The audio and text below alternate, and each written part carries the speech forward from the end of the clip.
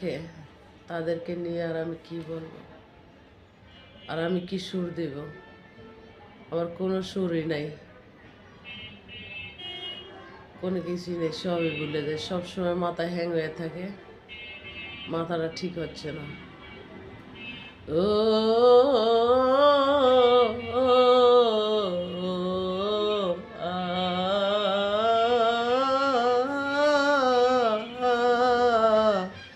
তুমি আমার চিরা খেতার গে বালিশ,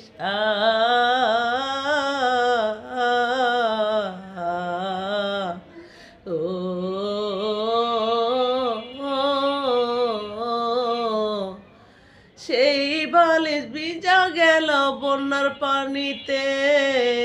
ও